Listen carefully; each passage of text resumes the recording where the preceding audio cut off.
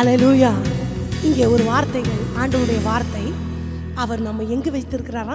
உள்ளங்கையிலே ஆண்டவர் நம்மை வரைந்திருக்கிறார். நம்ம பார்த்திங்கன்னா அடிக்கடி நம்ம பார்க்குற நம்மளுடைய உடல் பாகங்களில் ஒன்று நமது உள்ளங்கை. முகத்தை கூட கண்ணாடியில் கிளம்பும் போது மட்டும்தான் நம்ம பார்ப்போம். காலை கூட பார்க்குறது கஷ்டம். ஆனால் உள்ளங்கை நம்ம ரொம்ப அடிக்கடி நம்ம பார்க்குற ஒரு பகுதி அதுவும் உள்ளங்கை. நமக்கு ஞாபகம் இருக்கும், ஸ்கூல் டேஸில் ஒரு பேனா கிடச்சிச்சின்னா கையில் தான் எடுத்து ஏதோ ஒன்று எழுதுவோம், கிறுக்குவோம், ஏதோ ஒன்று. அடிக்கடி நம்ம அந்த உள்ளங்கையை பார்ப்போம். ஆண்டவர் சொல்கிறாரு, அடிக்கடி பார்க்குற மாதிரி நமக்கு தமிழ் வேதாகமத்தில் வரைந்திருக்கிறேன், ஏதோ ஆர்ட் பண்ண மாதிரி இருக்குது. ஆனால் வேறு டிரான்ஸ்லேஷனில் பார்த்தோம்னா அப்படி செதுக்கி வச்சுருக்கிறாராம், பொம்மை மாதிரி. அப்போது இந்த உள்ளங்கைன்றது வெரி சேஃப்டி. நீங்கள் ஏதாவது ஒன்று பார்த்து மொபைல் ஏதோ ஒன்று இப்படி பிடிச்சிக்கிட்டோம்னா அதுதான் ரொம்ப பாதுகாப்பான இடம் நமக்கு. ஆண்டவர் சொல்கிறாரு, உங்களை எங்கே வச்சுருக்கிறேன்? என் உள்ளங்கைகளில் வரைந்திருக்கிறேன். நான் மறக்கணும்னு நினச்சா கூட மறக்க முடியாது, அப்படி ஆண்டவர் சொல்கிறார். நம்மளுக்கு ஒரு பல வருடங்கள் கழித்து, ஒரு 20 years கழித்து நம்ம ஒருத்தரை மீட் பண்ணுறோன்னா, நம்மளுடைய ஃப்ரெண்டுன்னு வச்சுக்கலாம், மீட் பண்ணுறோன்னா அவங்க நம்மளை கரெக்டாக ஐடென்டிஃபை பண்ணிட்டாங்கன்னு வைங்களேன். நீங்கள் இவர் தானே அப்படின்னு ஐடென்டிஃபை பண்ணால் நமக்கு ஒரு சந்தோஷம் வரும் பாருங்கள். எப்படி, how good you remember me? அப்போது இல்லை என்னால் ஒன்று மறக்கவே முடியல, எனக்கு ஒன்று ஞாபகம் இருக்குன்னு ஒரு வார்த்தை சொல்லிட்டாங்கன்னா அவ்வளோ சந்தோஷமாக இருக்கும். நம்மளை ஞாபகம் வச்சுருக்கிறாங்களே, எவ்வளோ பெரிய விஷயம் அப்படின்னு. நான் உங்களுக்காக ஜெபிக்கிறேன் அப்படின்னு யாராவது ஒருத்தர் சொன்னால் கூட நமக்கு ரொம்ப சந்தோஷமாக இருக்கும். அவங்கள நம்பி மொத்த ஜெப குறிப்பையும் சொல்லிடலான்னு தோணும். ஆனால் இங்கே ஆண்டவர் சொல்கிறாரு, இஸ்ரவேலை நான் மறக்க மாட்டேன். எங்கே இருக்கிறேன்? உள்ளங்கைகளில். உன் மதில்கள் எப்பொழுதும் எனக்கு முன்பாக இருக்குது, என் கண்ணு உன் மேலேயே இருக்குது. அப்போது ஆண்டவருடைய பாதுகாப்பு அந்த வளையத்துக்குள்ளே இருக்கிறத மாதிரி ஒரு ஆசீர்வாதமான வாழ்க்கை இந்த உலகத்தில் எதுவுமே இல்லைன்னு நான் சொல்லுவேன். அந்த வரிகளை மறுபடியும் பாடலாமா? அவர் என்னை விட்டு விலகுவதும் இல்லை. நம்ம இருதயத்தில் நம்ம கை வச்சு, அவர் என்னை கைவிடுவதும் இல்லை. ஒரு ஹாஃப் நோட் கம்மியாக படிக்கலாமா? என்னை மறப்பதும் இல்லை, உள்ளங்கைகளில் வரைந்தவர் என்னை என்றுமே மறப்பதில்லை. நம்ம இருதயத்தை பார்த்து சொல்லிக்கொள்ளலாமா? நம்ம தாவீதுடைய வாழ்க்கையில் பார்க்கும்பொழுது தாவீது ஆத்துமா கூட பேசுவார். என்ன பேசுவார்? ஆத்துமாவே நீ கலங்காத, ஆத்துமாவே நீ திகையாத, தேவனை நோக்கி காத்துரு. அந்த மாதிரி இன்னைக்கு நம்ம ஆத்துமா கிட்ட சொல்ல போகிறோம். என்ன சொல்ல போகிறோம்? அவர் என்னை விட்டு விலகுவது இல்லை, அவர் என்னை என்றும் மறப்பதில்லை, உள்ளங்கையில் வரைந்தவர் அவர் என்னை என்றும் மறப்பதும் இல்லை. பிரச்சனை வரும்பொழுது ஆண்டவர்கிட்ட கேட்போம், என்ன மறந்துட்டீங்களா? என் ப்ரேயர்லாம் நீங்கள் மறந்துட்டீங்களா ஏசப்பா? கண்டிப்பாக இல்லை. ஆண்டவர் என்றென்றேக்கும் நம்மை நினைத்திருக்கிறார். அந்த வரிகளை பாடலாமா? Praise the Lord. எங்களை மறவாத தெய்வம், எங்களை விட்டு விலகாத தெய்வம், உள்ள கைகளில் எங்களை வைத்திருக்கிற தெய்வமே. Praise the Lord. Hallelujah.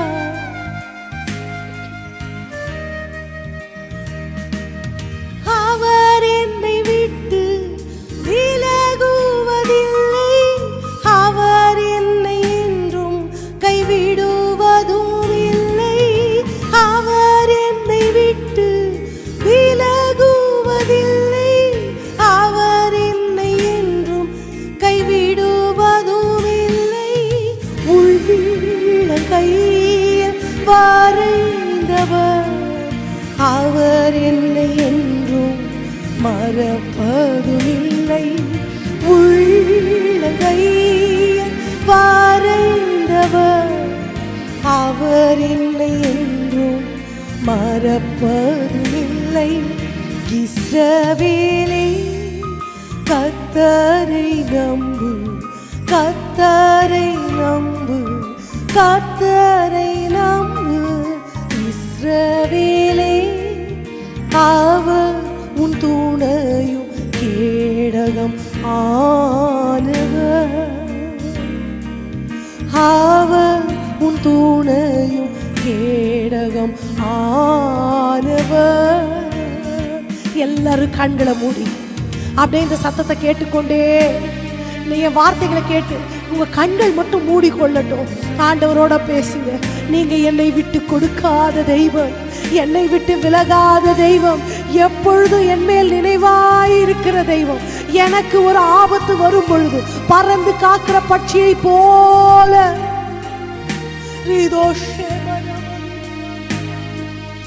நம்புகிறவர்கள் எல்லாம் ஆண்டவரை பார்த்து, நீர் என்னை விட்டு விலகுவதில்லை, நீர் என்னை என்றும் கைவிடுவதும் இல்லை, நீர் என்னை விட்டு விலகுவதில்லை, நீர் என்னை என்றும் கைவிடுவதும் இல்லை, உள்ளங்கையில் வரைந்தவர் நீர் என்னை என்றும் மறப்பதுமில்லை, உள்ளங்கையில் வரைந்தவர் நீர் என்னை என்றும் மறப்பதுமில்லை. ராஜாக்களோடும் பிரபுக்களோடும் உட்கார செய்பவர் எனக்கு உண்டு, ராஜாக்களோடும் பிரபுக்களோடும் உட்கார செய்பவர் எனக்கு உண்டு. நம்பிக்கையுடைய சிறைகளே அரணுக்கு திரும்புங்கள்னு ஆண்டவர் சொல்றாரு. ஒருவேளை நம்பிக்கை இல்லாத சூழ்நிலையில் இருப்போமானால் ஆண்டவருடைய வார்த்தையை நம்ம நம்பலாம். ஆண்டவருடைய வார்த்தை பொய்யாகவே பொய்யாகாது. பறந்து காக்கிற பட்சியை போல அவர் எருசலேமின் மேல நினைவாய் இருக்கிறார். இந்த வசனத்தை நம்ம படிக்கும் பொழுது ஒரு ஒரு ஒரு பறவை எவ்வளோ பெருசு இருக்கும், மிஞ்சி போனால் எவ்வளோ ராட்சத பறவையாக இருந்தாலும் ஒரு பட்டணத்தை காக்கிற அளவுக்கு அதனுடைய சிறகுகள் பெரிதாக இருக்க வாய்ப்பு இருக்கா? ஆனால் அப்போ சரி, அது ஒரு உவமையாக ஒரு எக்ஸாம்பிளுக்காக ஆண்டவர் சொன்னார் அப்படின்னு நினச்சா, ஹிஸ்ட்ரியில் ஒரு தடவை எருசலேமை அழிக்கிறதுக்காக நமக்கு தெரியும், தேவாலயங்கள் தீக்கிரையாக்கப்பட்டது, அப்புறம் எத்தனையோ ஆலயங்கள் எருசலேம் தேவாலயம் கூட கைப்பற்றப்பட்டது, அப்படியெல்லாம் நம்ம ஹிஸ்ட்ரி படிச்சிருக்கிறோம். அப்போ எருசலேமுக்கு நேராக யுத்தம் வர்ற காலத்தில் அங்கே ஆர்மி லீடராக இருந்த ஒருத்தர் என்ன பண்ணியிருக்கிறாருன்னா, அந்த எருசலேமுக்குள்ள எந்த குண்டுகளும் விழக்கூடாதுன்றதுக்காக அத்தனை விமான படைகளையும் பக்கமாக அப்படியே நிப்பாட்டி வச்சிருந்திருக்கிறார். ஒரு தடவை அந்த எருசலேமை சுற்றி அந்த எக்ஸாக்டாக அதனுடைய அப்டேட்ஸ் எனக்கு நான் மறந்து போயிட்டேன், ரொம்ப நாளைக்கு முன்னாடி படித்த இன்சிடெண்ட் அது. ஆனால் அந்த வெயிலே தெரியாத அளவுக்கு அத்தனை அந்த விமானப்படையை கொண்டு வந்து அப்படி அந்த எருசலேமுக்கு மேலே அந்த அந்த இராணுவ வீரர் நிப்பாட்டி இருந்தாராம், அதை பாதுகாக்கும்படி. அதை படிக்கும் பொழுது அப்போது அதை பறந்து காக்கிற பட்சியை போல அப்படிங்கிற வார்த்தை எக்ஸாக்டாக லிட்ரலாக ஏதோ ஒரு விதத்தில் நிறைவேற்றப்பட்டிருக்கிறத நம்ம பார்க்குறோம். இந்த மாதிரி வேதத்தில் பல உதாரணங்கள், சொல்லப்பட்ட வார்த்தைகள் எல்லாம் ஒரு நாளும் பொய்யாகவே இல்லை. அதற்கு விஞ்ஞானம் சாட்சியாக இருக்குது, ஹிஸ்ட்ரி நமக்கு சாட்சியாக இருக்குது, நம்ம ஒவ்வொருத்தரும் அதற்கு சாட்சி. ஆண்டவர் எனக்கு சொன்ன வார்த்தையை நிறைவேற்றி இருக்கிறாருன்னு அத்தனை நன்மைகளை பார்த்தாலும் சில நேரங்களில் நம்ம இருதயம் சோர்ந்து போய் இருக்குமானால், சில நேரங்களில் நம்பிக்கையற்று நம்ம இருப்போமானால் நம்ம ஆண்டவரிடத்தில் சொல்லலாம், இல்லை ஆண்டவரே நான் நம்புகிறேன், உண்மையே நான் நம்பி இருக்கிறேன், நான் ஒருபோதும் வெட்கமடையாதபடி செய்கிற தெய்வம். எத்தனை பெரிய தெய்வம் அவர்! வார்த்தைகளால வர்ணிக்க முடியாத மகத்துவமுடைய தெய்வம். ஓ ராஜா ராஜா ராஜா ராஜா, எல்லாரும் இருதயத்துல கை வச்சு, நீங்க தான் ஆண்டவரே, உம்மை அல்லாமல் எனக்கு யார் உண்டு ஆண்டவரே, உம்மை தவிர எனக்கு வேற விருப்பம் இந்த பூமியில இல்லை ஆண்டவரே, உம்மையே நான் நோக்கி கொண்டிருக்கிறேன். என் கண்கள், என் இருதயம், என் ஆத்துமா எல்லாம் உம்மையே நோக்கி கொண்டிருக்கிறது. சொல்றவங்க எல்லாம் ஆண்டவரை பார்த்து, நீர் என்ன தொடும்போது நான் உணரணும். எத்தனை பேருக்கு ஆசை ஆண்டவர் முகத்தை பார்க்கணும், அவரது தொடுகையை உணரணும், அவர் சத்தத்தை கேட்கணும். ஆண்டவரை பார்த்து சொல்லலாம், முழு உலகத்தை ஆளுகிற ராஜா நீர்தான் ஆண்டவரே, மேலே வானத்திற்கும் கீழே பூமிக்கும் சர்வ வல்லமை பொருந்திய தெய்வமே. கூப்பிடும் பொழுதெல்லாம் நம் மத்தியில் வருகிற தேவனை பார்த்து, முடிந்தவர்கள் எல்லாம் உங்கள் கைகளை, நீங்கள் எங்கே இருந்தாலும் பரவாயில்ல, உங்கள் கைகள் மட்டும் ஆண்டவரை பார்த்து இருக்கட்டும். ஏதோ ஒன்றை பெற்றுக்கொள்வது போல உங்கள் கரங்களை வைத்து, வானத்தையும் பூமியையும் படைத்தவரே கூப்பிடும் எல் சத்தம் கேட்பவரே, உம்மரா பார்க்கணும், சத்தம் கேட்கணும். நீர் என்ன தொடும்போது நான் உணரணும், நீர் என்ன தொடும்போது நான் உணரணும். என் இருதயம் உமக்காக திறக்கப்பட்டிருக்குப்பா. என் இதயத்துக்குள்ள வாங்க ஆண்டவரே. பறந்து காக்கிற பட்சியை போல நான் உன்னை பாதுகாக்கிறேன்னு சொன்னீங்களேப்பா. உன்னை நான் மறப்பதில்லைன்னு சொன்னீங்களேப்பா. என் நினைவாய் இருக்கிறேன்னு நீங்க சொன்னீங்கல்லப்பா. எனக்குள்ள வாங்க ஆண்டவரே, என் வாழ்க்கையில வாங்க ஆண்டவரே, என் இருதயத்துல வாங்க, என் கண்கள்ல, என் செவிகளில, என் நாக்குல, என் ஒவ்வொரு அவயவங்களிலும் நீங்க வேணும்ப்பா, நீங்க வேணும்ப்பா. நீங்க தான் ஆண்டவரே, எனக்கு எல்லாமே நீங்க தான். என் பிள்ளைங்களை உங்க கையில நான் கொடுக்கிறேன் ஆண்டவரே. பிள்ளைகளுக்காக பாரத்தோடு இந்த ஆராதனையை பார்த்து கொண்டிருக்கிற தாய்மார் தகப்பன்மாருக்கு நான் சொல்லுகிறேன். ஒரு தாய் கேட்டா ஆண்டவர்கிட்ட, எனக்கு 2 பையன், உங்க வலது பாரிசத்துல ஒருத்தன், உங்க இடது பாரிசத்துல ஒருத்தன். அந்த மாதிரி ஆண்டவர்கிட்ட சொல்லாமா? உங்களுக்கு எத்தனை பிள்ளைங்க இருந்தாலும் அதை உங்க கையில நான் கொடுக்கிறேன் ஆண்டவரே. யோசேப்பு தன் தகப்பனுடைய விருத்தாப்பிய காலத்துல தகப்பனுடைய வலது கையை ஒரு மகன் மேல, இடது கையை ஒரு மகனுடைய தலையில வைத்து தகப்பனை ஆசீர்வதிக்கும்படி கேட்டான். நீங்க உங்க பிள்ளைங்களை எத்தனை பேர் ஆண்டவர் கையில ஒப்பு கொடுக்குறீங்க? உங்க கையில நான் ஒப்பு கொடுக்கிற ஆண்டவரே. நீங்க சொல்லுங்க, உங்க பிள்ளைங்களுடைய பெயரை சொல்லி அவனை உங்க கையில ஒப்பு கொடுக்கிறேன். உமது நிழல், உமது பாதுகாப்பு, தெய்வத்தினுடைய விசேஷித்த கண்கள் என் பிள்ளைகள் மேல, என் குடும்பத்தின் மேல, என் வீட்டின் மேல. ஓ ராஜா ராஜா ராஜா ராஜா ராஜா,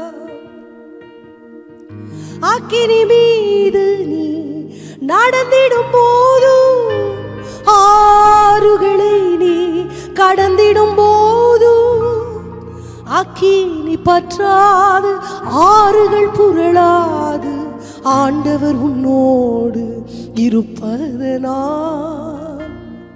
சுற்றி இருக்கிற கொள்ளை நோயை பார்த்து ஏதோ ஒரு பயம் உங்க இருதயத்துக்குள்ள இருக்குன்னா, ஆண்டவர் சொல்றார், உன் பக்கத்துல 1000 பேர், உன் வலது பக்கத்துல 10000 பேர் விழுந்தாலும் அது உன்னை அணுகாது, உன் பிள்ளைகளை அணுகாது, உன் குடும்பத்தை அணுகாது. என் ஆண்டவர் பட்சியை போல தமது செட்டைகளை விரித்து அவரது பாதுகாப்புக்குள்ளே நம்மை வைத்திருக்கிறார். அவரது உள்ளங்கைக்குள்ளே நம்மை பொதிந்து வைத்திருக்கிறார். அந்த பாதுகாப்புக்குள்ளே இருக்கிறவங்க இப்ப நம்ம அறிக்கையிட போறோம்.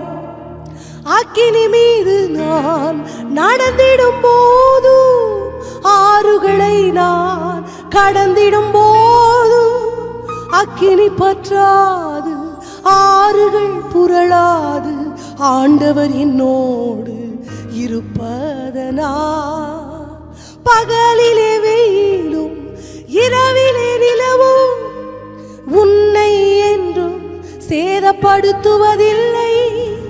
இஸ்ரவேலை காக்கின்ற தெய்வம் உறங்குவதில்லை, தூங்குவதில்லை. என் ஆண்டவர் இமைக்கிற நேரம் கூட என்னை கைவிடாத தெய்வம். உறங்குவதில்லை, தூங்குவதில்லை. அப்படின்னா he neither sleeps not even slumbers. அப்படி சொக்கிறது கூட இல்லை. அப்படி கண்ணின் கருவிழியை போல பாதுகாக்கிற தெய்வத்தை பார்த்து, ஓ ராஜா ராஜா, நான் நம்புறேன்ப்பா, உங்க செட்டைகளுக்குள்ள நான் வந்துட்டேன், நான் நம்புறேன்ப்பா அப்பா, உங்க பாதுகாப்புக்குள்ள நான் வந்துட்டேன், நான் நம்புறேன். இனி நான் கலங்குவதில்லை ஆண்டவரே, இனி நான் சோர்ந்து போவதில்லை. ராஜா ராஜா ராஜா. இப்ப நம்பிக்கையா ஆண்டவரை பார்த்து ஒரு வார்த்தை சொல்ல போறோம். நீங்க என்ன தூக்கி சுமந்துக்குவீங்க ஆண்டவரே, உங்க தோள்களில் நான் சாய்ந்து கொள்ளுகிற ஆண்டவரே, உமது கரத்திலேயே என் ஆயுச முழுவதையும் நான் கடத்த நான் விரும்புகிற ஆண்டவரே. நான், என்னை சேர்ந்தவர்கள், என் பிள்ளைகள், என் குடும்பம் எல்லாம் உமது பாதுகாப்புக்குள்ள, அந்த ரட்சண்யம் என்ற அந்த பேழைக்குள்ள நாங்கள் கடந்து வர விரும்புகிறோம். சொல்லுகிறவர்கள் எல்லாம் இந்த வரியை என்னோடு சேர்ந்து சொல்லலாம். தூக்கி சுமப்பீரே வாழ்நாளில்தான், தூக்கி சுமப்பீரே வாழ்நாள் எல்லாம், உந்தன் தோள்கள்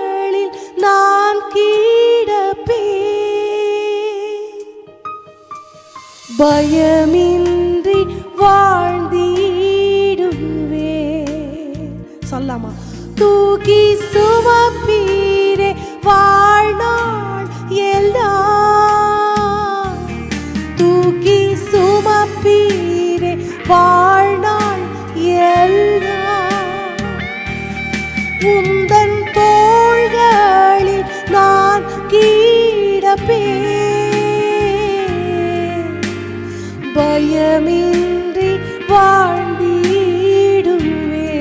இன்னொரு விஷயம் சொல்லமா? ஆண்டவரை பார்த்து, நீங்க என்ன தூக்கி சுமப்பீங்க ஆண்டவரே, உங்க தோள்களிலே நான் பயணம் செய்வேன், உம்மோடு நான் வாழ்வேன், எனக்கு பயமில்லை, இனி கலக்கமில்லை.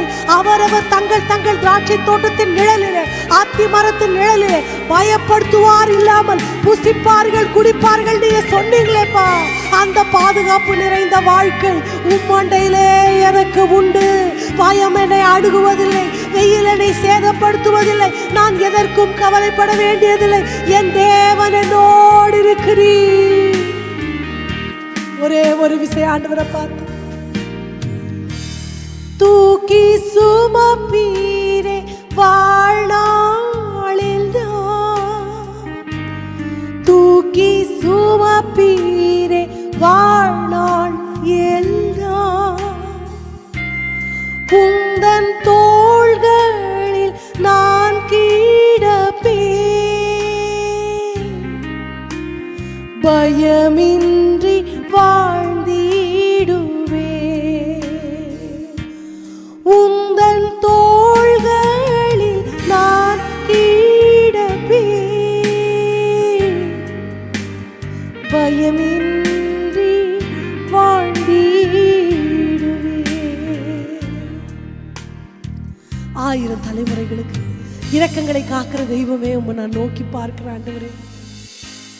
உங்க சமூகத்துக்கு வர்றது, உங்களை ஆராதிக்கிறது, உங்கள் வார்த்தையை தியானிக்கிறது எல்லாம் எனக்கு நீங்கள் கொடுத்த மேன்மையில் முக்கியத்துவமானதுன்னு நான் நினைக்கிறப்பா.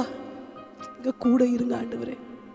இந்த வார்த்தைகள் அநேகருக்கு பிரயோஜனம் உள்ளதாய், எங்கள் வாழ்க்கையை மாற்றக்கூடியதாய், இருபுறமும் கருக்குள்ள பட்டயமாய் எங்கள் வாழ்க்கையில் விருத்த சேதனம் அடைய வேண்டிய காரியங்கள் விருத்த சேதனம் அடையும்படி ஆண்டவர் எங்களோடு இடைப்பட வேண்டுமாய் ஜெபிக்கிறப்பா. பாரத்தோடு இருக்கிற இருதயங்களை நீங்கள் மறுபடியுமாய் லகுவாக்க வேண்டும் என்று நான் ஜெபிக்கிறேன். உம்மோடு உள்ள உறவில் இன்னும் அதிகமாய் பலப்பட உதவி செய்யுங்க. இயேசுவின் நாமத்தில் ஜெபத்தை எடுக்கிறோம் நல்ல பிதாவே, ஆமென். இந்த நாளிலும் நாம் கர்த்தருடைய வார்த்தைக்கு நேராக நம்ம கடந்து போகலாம். ஆண்டவருடைய ஆலோசனை, என் இருதயத்தில் ஆண்டவர் பேசின வார்த்தைகளை நான் உங்களோடு பகிர்ந்து கொள்ளணும் என்று மிகவும் ஆவலோடு நான் இங்கே இருக்கிறேன். ஒரு விஷயம் என்னென்னா, இன்றைய தினத்தில் நான் பேச போகிறது தகப்பன்மார்களுக்கு இல்லை, முக்கியமாக தாய்மார்களுக்கு. ஏன் அப்படின்னு ஒரு வேளை தகப்பன்மாருக்கு ஒரு வேளை ஒரு சின்ன கோபம் வரலாம்.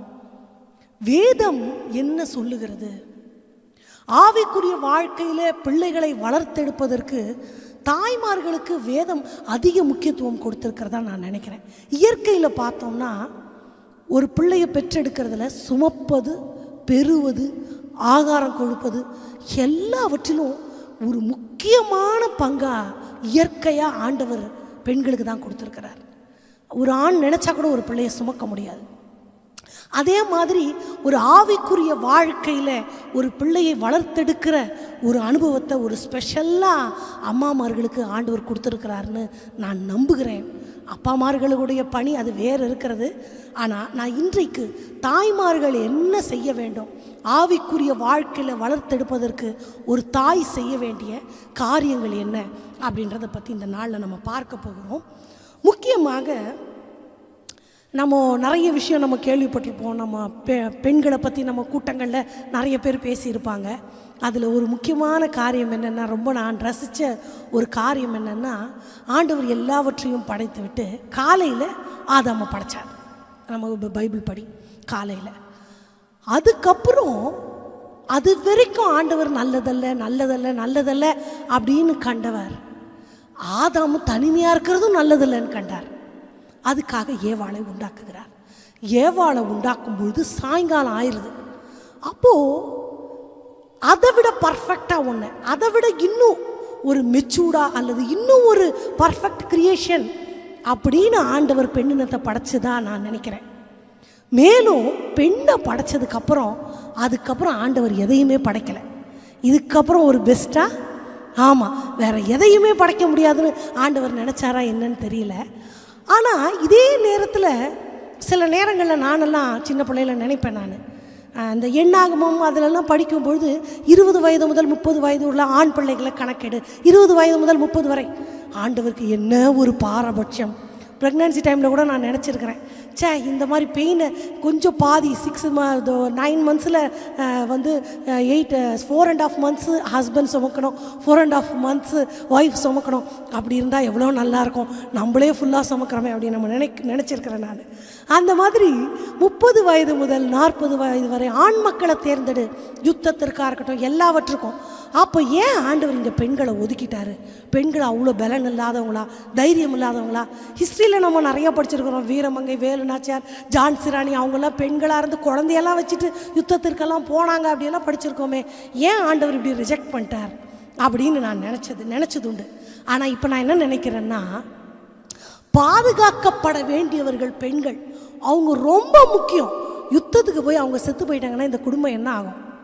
அதுக்காக ஒருவேளை ஆண்டவர் ஸ்பெஷலைஸ், அதுக்காக ஒருவேளை இல்லை, நிச்சயமாக அதுக்காக தான் ஆண்டவர் வந்து ஸ்பெஷலைஸ் பண்ணி வச்சுருப்பாருன்னு நான் நினைக்கிறேன். உண்மையாகவே தாய்மார்களுக்கு நான் சொல்லுகிறேன், உங்கள் குடும்பத்தில் ஒருவேளை உங்களுக்கு வந்து ஒரு ரெகக்னிஷன் கிடைக்காம இருக்கலாம், ஆனால் நீங்கள் இல்லாமல் அந்த குடும்பம் இல்லை. ஆண்டவர் சொல்கிறார், புத்தியுள்ள ஸ்திரீ வீட்டை கட்டுகிறாள், அந்த குடும்பத்தை நடத்த, பிள்ளைகளை நடத்த, அவர்களுக்கு ஆகாரம் கொடுக்க, வீட்டை தூய்மைப்படுத்த பெரிய பொறுப்பை ஆண்டவர் நம்மை நம்பி கொடுத்திருக்கிறார். அதனுடைய முக்கியத்துவத்தை நம்ம உணர்ந்து கொள்ள வேண்டும். ஒருவேளை மற்றவங்க அதை உணராவிட்டால் பரவாயில்ல, ஆனால் தாய்மார்கள், பெண்கள் ஒவ்வொருவரும் அதை உணர்ந்து கொள்ள வேண்டும். ரைட்? இந்த பிள்ளை வளர்ப்பில் ஆண்டவர் ஏன் பெரும்பங்கு நமக்கு கொடுத்தாருன்னு நான் சொல்கிறேன். முதலாவது பெற்றெடுப்பதில் பெரும்பங்குன்னு நான் சொன்னேன். சுமக்கிறது, அந்த சுமக்கிற காலங்களில் அவங்களுக்கு சாப்பிட பிடிச்சது கூட அவங்க சாப்பிட முடியாது, அவங்க நினச்ச ட்ரெஸ்ஸை கூட அவங்க போட முடியாது. பிள்ளை பிறந்த பிறகும் அப்படி தான். இதை சாப்பிட்டா குழந்தைக்கு ஒத்துக்காதுன்னா சாப்பிட ஆசையாக இருந்தாலும் அதை ரிஜெக்ட் பண்ணுவாங்க. ஒரு டெக்கரேட் பண்ண ஸ்டோன் சாரியை கூட ஒரு பச்சை குழந்தைய வச்சுருக்க அம்மா கட்ட மாட்டாங்க, குழந்தைக்கு குத்தும் அப்படின்னு.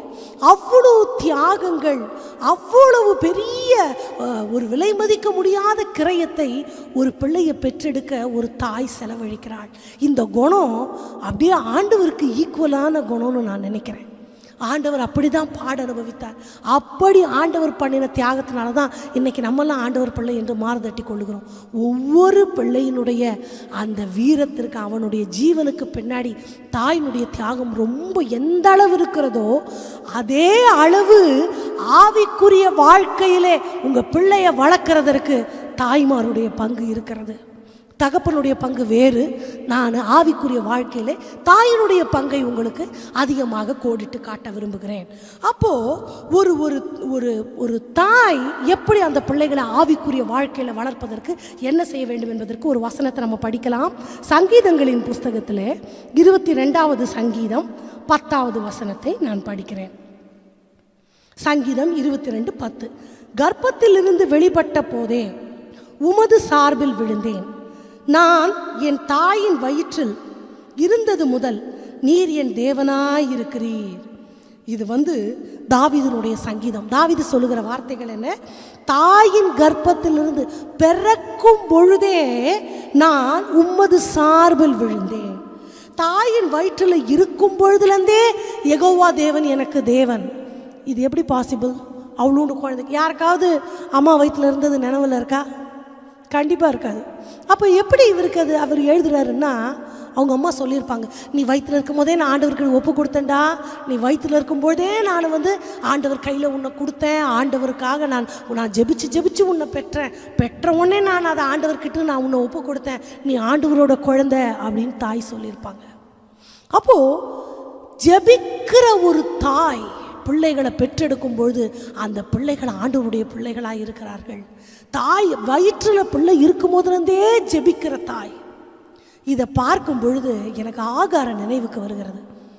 ஆகார் அவங்க பிள்ளை பேரில் அந்த ப்ரெக்னெண்ட்டாக இருக்கும் பொழுது தேவதூதன் அவங்களிடத்துல சொல்லுகிறார், உன்னிடத்துல பிறக்கிறது ஆமாம், துஷ்ட சந்ததியாக இருக்கும். எல்லாருடைய கையும் அவனுக்கு விரோதமாக இருக்கும். ஆகாருடைய மனநிலைமை அப்போ அவங்க எந்த மாதிரி சுச்சுவேஷனில் இருந்தாங்க, அதனால் ஒருவேளை அவங்களுக்கு அந்த வார்த்தையினுடைய வீரியம் புரியலையான்னு எனக்கு தெரில. நீங்கள் நினச்சி பாருங்கள், அம்மாமார் நீங்கள் ப்ரெக்னெண்ட்டாக இருக்கும் பொழுது அந்த குழந்தை ஒரு பலவீனமாக இருக்குன்னாலே நம்ம அதுக்கு ரெமெடி தேடுவோம். அதுக்கு என்ன பண்ணணும், ஸ்கேன் பண்ணணுமா, எந்த டாக்டரை பார்க்கணும், வயிற்றுக்குள்ளேயே அதை சரி பண்ணிட முடியுமா? அவனுடைய கேரக்டர், அவனுடைய ஃப்யூச்சரை பற்றி ஒரு நெகட்டிவான ஒரு ஸ்டேட்மெண்ட்டை இங்கே ஒரு தூதன் அவங்களுக்கு நேராக சொல்கிறாரு. துஷ்ட சந்ததி உன் வயிற்றுல இருக்குது. அது எப்படி அவங்களுக்கு புரியலையா? யெகோவா தேவனை குறித்த ஒரு வெளிப்பாடு அவங்களுக்கு இல்லையா, இல்லை ரொம்பவும் ஒரு டிப்ரெஷனில் அவங்க இருந்தாங்களா? ஏன்னா துரத்தப்பட்ட சூழ்நிலையில் இருக்கிறாங்க. அதனால் அந்த வார்த்தையை பற்றி யோசிக்க அவங்களுக்கு முடியலையா எனக்கு தெரில. ஆனால் நான் என்ன நினைக்கிறேன்னா, ஒருவேளை கதறி அழுது, ஆண்டவரே அப்படி ஒரு சந்ததி என் வயிற்றில் வேணாம், நீங்கள் நினச்சா இப்போ இவனை மாற்றிட முடியும், அவனை மாற்றிருங்கப்பா, துஷ்டனா வேணாம் அவன். ஏன்னா அவன் ஆபிரகாமினுடைய உயிர். அவன் ஆகார் வயிற்றில் வளர்றது ஆபிரகாம் தேவனுடைய மனுஷன். அப்போ ஒருவேளை அவங்க கதறி ஆண்டவர்கிட்ட அழுது இருந்தா, ஆண்டவர் ஒருவேளை சாமி நினைத்தருளி இருக்கலாம் அப்படின்னு நான் நினைக்கிறேன். ஒருவேளை ஜெபிக்க தவறியதுனாலையோ என்னவோ தெரில, ஒரு துஷ்ட சந்ததி பூமிக்கு வருவதற்கு அந்த தாய் காரணமாயிட்டாளோ அப்படின்னு நான் நினச்சி பார்க்குறேன். அப்போது ஜெபிக்கிற தாய் தான் பரிசுத்தவான புண்ணியவான்களை இந்த பூமிக்கு, தேவனுடைய மனிதர்களை, மனுஷிகளை இந்த பூமிக்கு கொடுக்க முடியும் என்று நான் நம்புகிறேன். எத்தனை பேர் அதை நம்புறீங்க? அப்போது ஜான் வெஸ்லி பற்றி நீங்கள் கேள்விப்பட்டிருப்பீங்க. அவர் பயங்கரமான ஒரு மெத்தடிஸ்ட் சபையினுடைய தந்தை. அவருடைய பிரசங்கங்கள் ரொம்ப புரட்சிகரமானவைகள். அவங்க அம்மாவுக்கு 18 பிள்ளைங்க. ஜான் வெஸ்லி பிரசங்கியாருடைய அம்மாவுக்கு 18 பிள்ளைகள். இவர் 17வது குழந்தை. இவருக்கு தம்பி ஒருத்தர் சார்லஸ் வெஸ்லி. இந்த தாய் 18 குழந்தைங்களுக்கும் அவங்க தூங்கும் போது அவங்க தலையில் கை வச்சு ஜெபம் பண்ணுவாங்களாம். நான் நினச்சி பார்த்தேன், அப்படி ஆண்டவரை சொல்லி, அப்படி ஊழியத்தை சொல்லி, ஜான் வெஸ்லி பெரிய ஊழியங்கள். இன்னைக்கு உள்ள பிரசங்கிமார்கள் எல்லாருக்கும் முன்னோடியானவர் ஜான் வெஸ்லி. அப்போது 2 குழந்தைங்களை வளர்க்குறதுக்குள்ளே நமக்கு அப்படி கண்மொழியெல்லாம் வெளியே வந்துடுது. நான் நேற்று கூட சொன்னேன், மூத்த மகனுக்கு பண்ண ஜெபம் கூட சின்ன பையனுக்கு கொஞ்சம் மிஸ் ஆயிடுச்சுன்னு நான் சொன்னேன். ஆனால் அந்த தாயை நான் நினச்சி பார்க்குறேன், 18 பிள்ளைகள். எனக்கு கற்பனையே பண்ண முடியல. அத்தனை குழந்தைங்களுக்கும் தலை மேலே கை வச்சு ஒருவேளை 18வது பிள்ளை பிறக்கும்போது பெரியவன் கல்யாணமே ஆகிருப்பான். அப்போ தொட்டு கை வச்சு ஜெபிச்சு அதனுடைய பயன் இன்றைக்கு நம்ம பார்க்குறோம். இன்னைக்கு வரைக்கும் நம்ம அவரை பற்றி பேசுகிறோம். அப்போது முதலாவது தாய்மார்கள் நம்ம ஜெபிக்கிறவர்களாக இருக்க வேண்டும். 2வது, நான் ஒருத்தவங்களை நம்ம படிக்க போகிறோம். நாம் எல்லாம் நமது வேதத்தை நீதிமொழிகள் புஸ்தகத்துக்கு நேராய் திருப்பிக் கொள்ளலாம். நீதிமொழிகள் 1 அதிகாரம் 8வது வசனத்தை உங்களுக்கு நான் படிக்கிறேன். என் மகனே, உன் தகப்பன் புத்தியை கேள், உன் தாயின் போதகத்தை தள்ளாதே. தகப்பன் புத்தியை கேள், தாயின் போதகத்தை தள்ளாதே. தகப்பன் புத்தி சொல்வார், ஆனால் போதகம் பண்ணுறது யாரா? தாய்மார்கள். ஸோ செகண்ட், ப்ரேயிங் மதர்னு சொன்னேன். 2வது, the mother should be a preaching mother. அவங்க ஒரு போதனைன்னா என்ன? புத்தி சொல்கிறதுனா என்ன? டே சொன்ன பேச்சு கேளு, அறிவு கிட்டத்தனமாக நடந்துக்காத, ஒரு வார்த்தையில் ஒரு வேளை சொல்லிட்டு போயிடுவார். ஆனால் போதிக்கிறது தாய்மார்க்கு. நம்ம நேச்சராகவே பார்த்தோம்னா ஆணை விட வார்த்தை அதிகம் பெண்ணுக்கு. நம்ம பிரெயினே அப்படி தான் ஆண்டவர் படைச்சிருக்கிறாருன்னு நம்ம பார்க்குறோம். அப்போ அப்பாவால் நிறைய பேசவே முடியாது. நம்ம லேமுவேலுக்கு அடுத்த வசனங்கள் நீதிமொழிகள் கடைசி அதிகாரத்தில் பார்த்தோம்னா, லேமுவேலுக்கு அவங்க அம்மா அவ்வளோ உபதேசம் பண்ணுவாங்க. அப்போது mother should be a preaching mother அப்படின்னு நான் சொன்னேன். இந்த தாயானவள் பிள்ளைகளுக்கு போதிக்க வேண்டும்.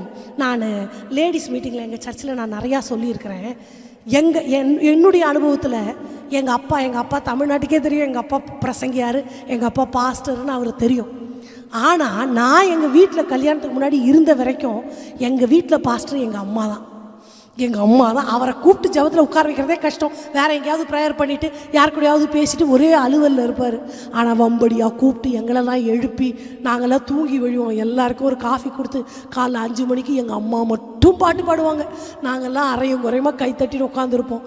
எங்கள் அம்மாவே பாட்டு பாடி, எங்கள் அம்மாவே ப்ரேயர் வசனம் படித்து, எங்கள் அம்மாவே ப்ரேயர் பண்ணி ஆமேன் போட்டு முடிப்பாங்க.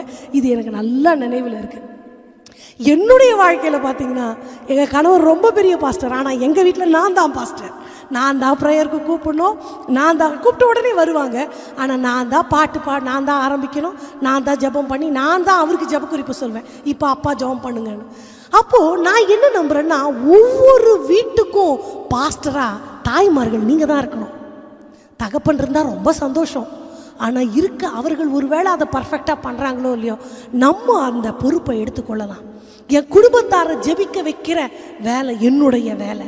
இதை கேட்டுக்கொண்டிருக்கிறவர்கள் அநேகர் நீங்களே நினைக்கலாம், கரெக்டாக சொன்னீங்க சிஸ்டர், எங்கள் வீட்டில் நான் தான் பாஸ்டர். ரொம்ப சந்தோஷமாக அந்த பொறுப்பை எடுத்துக்கோங்க.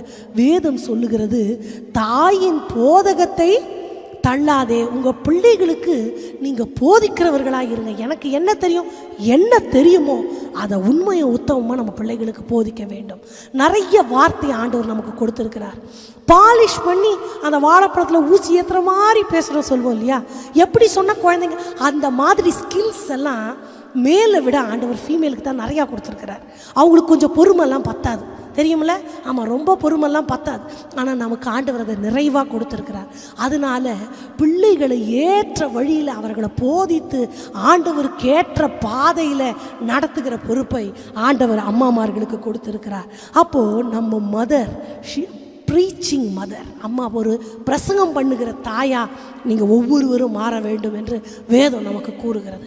3வது ஒரு காரியத்தை நம்ம படிக்கலாம். ஒரு 2 பேரை நான் உங்களுக்கு கம்பேர் பண்ணி காட்ட போகிறேன். 1 சாமுவேலில் 2வது அதிகாரத்தில் 19வது வசனத்தை நான் உங்களுக்கு படிக்கிறேன். அவனுடைய தாய் வருஷந்தோறும் செலுத்தும் பலியை செலுத்துகிறதற்காக தன் புருஷனோட வருகிற பொழுதெல்லாம் அவனுக்கு ஒரு சட்டையை தைத்து கொண்டு வந்தாள். என்னவா? வருஷந்தோறும் செலுத்துகிற பலி. இன்னொரு வசனத்தை நான் உங்களுக்கு புதிய ஏற்பாட்டிலேருந்து வாசிக்கிறேன். லூக்கா 2வது அதிகாரம் 41வது வசனம்.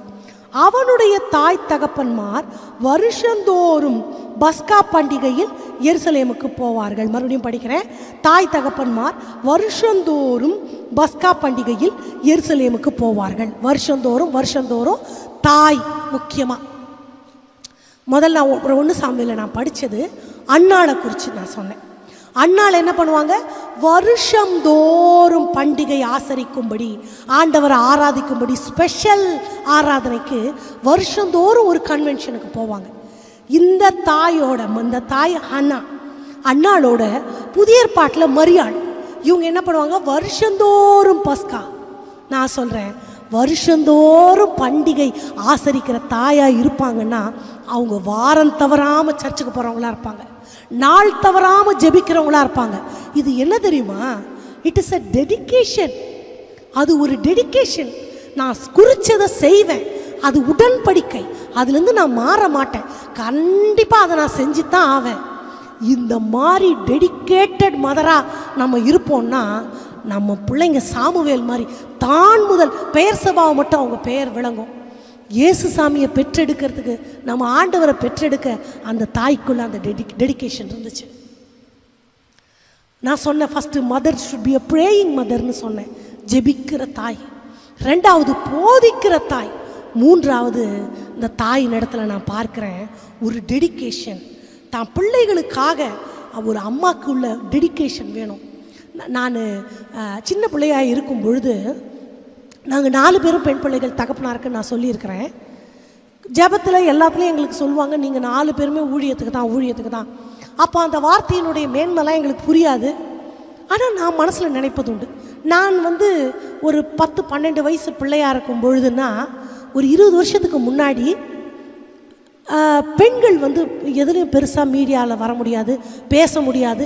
எந்த பாஸ்டர் கூட அப்படி ஸ்டேஜில் நின்று நான் பார்த்ததில்ல. கொண்டை போட்டுன்னு அவங்க அப்படி முன்னாடி உட்காந்துக்கலாம். ஒரு பாஸ்டர்மாவுடைய வேலை என்னன்னா, எந்த ஊழியக்காரங்க வந்தாலும் அவங்களுக்கு சமையல் பண்ணி போடுவாங்க. அவ்வளோதான் நான் பார்த்தது. அது நான் மேன்மையாக தான் நினைக்கிறேன், அதை நான் தப்பு சொல்லலை. ஆனால் நான் அப்போ இன்னும் நினச்சேன்னா ஊழியம் செய்கிறதுன்னா இப்போ பாட்டு பாடுறது பிரசங்கம் பண்ணுறது மட்டும்தான் ஊழியம்னு நான் நினச்சிட்டு பெண்களாக இருந்து நம்ம என்ன ஊழியம் செய்ய போகிறோம், அப்பா ஏன் இப்படி சொல்கிறாரு அப்படின்னு நான் நினச்சேன். அப்போது அப்பாவுடைய ஃப்ரெண்டு ஒருத்தர், அவர் வெளிநாட்டுக்காரரு, அவர் அப்பா இடத்துல கேட்குறாரு, நீங்கள் இந்தியன்ஸ் வந்து லேடிஸை வந்து நீங்கள் என்கரேஜ் பண்ண மாட்டீங்கல்ல முன்னாடி வர்றதுக்கு, அப்போ நீ 4 பொட்டை பிள்ளைங்களை வந்து நீங்கள் ஊழியத்துக்கு கொடுத்தா அவங்க என்ன பண்ணுவாங்க வெஸ்லி? அப்போ எங்கள் அப்பா ஒரு நிமிஷம் கூட தயங்காமல் சொன்னார், அவங்க ஜெபம் பண்ணுவாங்க, ஒரு ஊழியக்காரனுக்கு பணிவிட செய்வாங்க, தட் இஸ் த பெஸ்ட் மினிஸ்ட்ரின்னு சொன்னார். உடனே அந்த இங்கிலீஷ்கார் ரொம்ப சந்தோஷமாக எங்கள் அப்பாவுக்கு கை கொடுத்தாராம். அப்போது அந்த டெடிக்கேஷன் எங்கள் அம்மா அப்பாக்குள்ளே இருந்துச்சு. அதனால் எங்கள் 4 பேரில் ஒருத்தரை கூட செக்குலர் காலேஜில் கூட எங்கள் அப்பா படிக்க வைக்கல. எனக்கு நல்ல நினைவில் இருக்குது, நான் சின்ன பிள்ளையாக இருக்கும்பொழுது இந்த ஸ்கூலில் இந்த டான்ஸ் ப்ரோக்ராம்லலாம் நான் இருப்பேன். அப்போது நான் 6th படிக்கும் போதுன்னு நினைக்கிறேன், ஒரு சினிமா பாடலுக்கு என்னை சேர்த்து ஆட வச்சுட்டாங்க. அந்த ஸ்கூல் பகல்லையே நடந்ததுனால எங்கள் அம்மா அப்பா யாருமே வந்து அதை நான் பர்ஃபார்ம் பண்ணதை பார்க்க முடியல. ஆனால் இந்த விஷயம் வந்து நான் வீட்டில் போய் சொல்லிட்டேன், இந்த மாதிரி அது சினிமா பாட்டுன்னு தெரில, இந்த பாட்டை சொல்லி இந்த பாட்டுக்கு நான் டான்ஸ் ஆடினதும் அப்பாவுக்கு கொஞ்சம் கோவம் ஆயிடுச்சு. போய் டீச்சர்கிட்ட சொல்லிட்டாரு, இனிமேல் எந்த டான்ஸ் ப்ரோக்ராம்லையும் என் பிள்ளைய நீங்கள் சேர்க்காதீங்க, நாடகம் அந்த மாதிரி ஏதாவது சேருங்க, கிறிஸ்தவ பாடலுக்கு ஆட்டம் வேண்டாம் அப்படின்னதும் ஃபஸ்ட்டு டீச்சர் அமைதியாக இருந்தாங்க. அடுத்த ஆண்டு விழா வருது, அப்போ மறுபடியும் என்னை டான்ஸ் ப்ரோக்ராமில் சேர்த்துட்டாங்க. நான் வீட்டில் போய் சொல்கிறேன். சொன்னோடனே எங்கள் அப்பா ஒரு லெட்டர் எழுதினார் மிஸ்ஸுக்கு, எனக்கு நல்லா நினைவில் இருக்குது, தயவு செய்து என் பிள்ளைய டான்ஸ்லேருந்து எடுத்துருங்க, வரக்கூடாது. அப்போ அந்த டீச்சர்ஸ் எங்கள் ஸ்கூலுக்கு எங்கள் சர்ச்சுக்கு வருவாங்க. அப்போ பாஸ்டர் ப்ளீஸ் பாஸ்டர், இது ஒரு கலை, நீங்கள் அந்த கலையை நீங்கள் வளர்க்கணும் பேரண்ட்ஸாக இருந்துரு, அதனால் நீங்கள் விடுங்க அவளை அப்படின்னும் போது எங்கள் அப்பா ஒரு வார்த்தை சொன்னார், என் பிள்ளைய நான் ஸ்கூலுக்கு அனுப்புறது அவள் படித்து பைபிளை படிக்கணும், அந்த ஒன்றுக்கு தான். அவள் எழுத்து கற்றுன்னு பைபிள் படிக்கணும், அந்த ஒரு காரணத்துக்கு தான் என் பிள்ளைய நான் அனுப்புகிறேன், வேறு எந்த காரணமும் இல்லைன்னு முகம் முறிக்காமல் சொல்லிட்டார். பொதுவாக எங்கள் அப்பா யாரையும் அப்படி மூஞ்சி முறிச்சு பேச மாட்டார், ரொம்ப சாஃப்ட் நேச்சர். ஆனால் அந்த விஷயத்தில் ரொம்ப ஸ்ட்ரிக்டாக அந்த ஒரு காரியத்துக்கு தான் நான் ஸ்கூலுக்கு அனுப்புகிறேன், வேறு எதுவுமே எனக்கு இல்லை, அந்த கலையை நீங்கள் வளர்க்கலன்னா கூட பரவாயில்ல, ப்ளீஸ் விட்டுருங்க அப்படின்னு சொன்னார். அது எனக்கு நல்லா நினைவில் பதிஞ்சிருச்சு. எங்கள் அப்பா எனக்காக பண்ண ஜெபம் ஒரு தடவை ஒரு அதே மாதிரி ஒரு ப்ரோக்ராம் போயிட்டு வரும்போது என் தலையில் கை வச்சு இந்த பாடலுடைய அர்த்தம் என் பிள்ளைக்கு விளங்கக்கூடாதுன்னு எங்கள் அப்பா ஜெபம் பண்ணார். அந்த ஜெபம் எல்லாம் இன்னைக்கு வரைக்கும் எனக்கு அந்த அர்த்தங்கள் எல்லாம் புரியலை.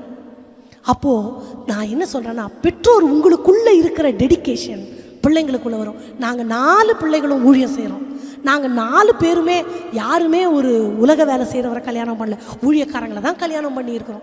4 பேரில் ஒருத்தர் கூட எந்த ஒரு வெளி உலக படிப்பு எதுக்குமே போகல.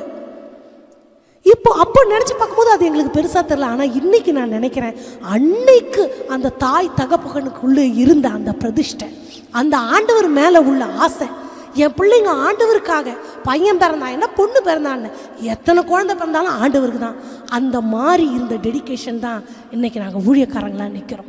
நீங்கள் அம்மா அப்பாவை பார்த்து நான் கேட்குறேன், உங்களுக்குள்ளே என்ன பிரதிஷ்டை இருக்குது? உங்கள் பிள்ளைங்களுக்காக நீங்கள் என்ன பொருத்தனை பண்ணியிருக்கிறீங்க? நான் பொருத்தனை பண்ணுவேன், அவன் செய்யாமல் போயிட்டான்னா என்ன பண்ணுறது, அதை பற்றி விஷயம் இல்லை. உங்கள் பிள்ளைங்களை நீங்கள் பொருத்தனை பண்ணுங்கள். பொருத்தனைகளை காக்கிற தெய்வம், உடன்படிக்கையை காக்கிற தெய்வம், அவர் அதை நிறைவேற்றிக்குவார். உண்மையாக சொல்கிறேன், அமெரிக்காவில் ஒரு தாய் இருந்தாங்களாம், மெக்சிகன் பகுதியில். மெக்சிகன் வார் நடக்குது அமெரிக்காவில். அப்போது அவங்க பையனை வந்து அவங்க அம்மா ரொம்ப ஜெபிச்சு அவனை ஊழியக்காரனாக்கணும்னு ஆசைப்பட்டுருக்கிறாங்க. அவங்க பொருத்தனை பண்ணிட்டாங்க, என் வயிற்றில் வளர மகன் உங்களுக்கு தான் பிறந்ததும் அவன் ஊழியத்துக்கு தான். அவன் என்ன பண்ணிட்டான், நான் வாருக்கு போகிறேன், நான் தேசத்துக்காக நான் நிற்கணும் அப்படின்னு அவன் சொன்னான். தேசத்துக்காக நிற்கிறது தவறு இல்லை, சந்தோஷம்தான், ஆனால் நீ ஊழியம் செய்யணும்னு எனக்கு ரொம்ப ஆசைப்பா, அதுக்காக தான் நான் உன்னை ஜெபம் பண்ணி பெற்றேன், அதுக்காக தான் நான் வளர்த்தேன் அப்படின்னு அந்த தாய் சொன்னாங்க. அந்த மகன் கேட்கல. நமக்கு தெரியும்ல, நம்ம இப்போல்லாம் நம்ம தேசமும் அப்படி ஆயிடுச்சு, பிள்ளைங்களை அவங்க அடல்ட் ஆன பிறகு அவங்கள எந்த இதுவும் நம்ம கம்பல் பண்ண முடியாது. அப்போ அவங்க அம்மா என்ன பண்ணாங்களா, ஒரு வாட்சை வாங்கி அவன் கையில் கட்டி, இந்த வாட்சை நீ எப்பவும் கையில் கட்டிக்கப்பா, நீ யுத்தத்துக்கு போ, நான் உனக்கு மறுப்பு சொல்ல மாட்டேன், எப்போல்லாம் நீ டைம் பார்க்குறியோ அப்போ நீ 12 மணின்னும் பொழுது நான் உனக்காக நான் ஜெபிப்பேன், அதை நீ ஞாபகம் வச்சுக்கோ, எப்போ உன் வாட்சில் டைம் 12ன்னு பார்க்குறியோ அப்போ நான் உனக்காக நான் ஜெபிப்பேன் அப்படின்னு அவங்க அம்மா சொல்லி அனுப்பிட்டாங்க. இது ஒரு சாதாரண வார்த்தை. அவனும் வாட்சை கட்டிட்டு போயிட்டான். அங்கே ஆர்மியில் இருக்கும் பொழுது அவன் அந்த வாட்சின் நினைவில் ஒரு நாள் டக்குன்னு அந்த டைமை பார்த்தா 12 இவனுக்கு ஞாபகம் வந்துருச்சு. ஞாபகம் வந்தவுடனே இவனுக்குள்ளே என்ன தோணுச்சுன்னு தெரில, தனிமையை நாடி ஒரு இடத்துக்கிட்ட போய் கண்ணை மூடி இந்நேரம் எங்கள் அம்மா எனக்காக ஜெபிப்பாங்க அப்படின்னு நினச்ச உடனே அவன் கண்களில் தாரையாக கண்ணீர் வடிஞ்சு ஆண்டவர்கிட்ட ஒப்பு கொடுத்து அதுக்கப்புறம் அவன் வந்துட்டான். நான் திரும்ப வந்து ஆமாம் ஊழியக்காரன் ஆயிட்டான் அப்படின்னு சொல்லிட்டு ஒரு சாட்சியை நான் கேள்விப்பட்டேன். அப்போது நம்ம ஜெபிக்கிற ஜெபங்கள் ஒரு நாளும் கீழே போகாது. நம்ம பண்ணுகிற பிரதிஷ்டை நம்ம பிள்ளைங்க அதுக்கு ஏற்புடையவங்களா இருப்பாங்களா இல்லையா அது ஆண்டவருடையது. நான் என்ன சொல்கிறேன், அம்மா மாருங்க நீங்கள் டெடிகேட் பண்ணுங்கள். என் பிள்ளைய டெடிகேட் பண்ணுற பொறுப்பு ஆண்டவர் உங்கள் கையில் கொடுத்துருக்கிறார். 3 காரியங்களை தாய்மார்களுக்கு சொன்னேன்.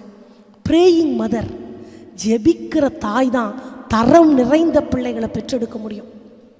ப்ரீச்சிங் மதர், தாய் போதனை பண்ண வேண்டும். நீங்கள் தான் உங்கள் வீட்டில் பாஸ்டர்.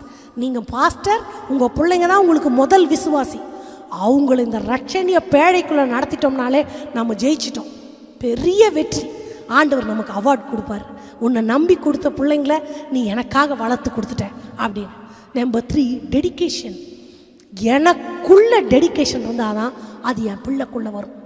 எனக்குள்ளே இல்லாத பிரதிஷ்டையை என் பிள்ளையின் இடத்துல நான் திணிக்க முடியாது.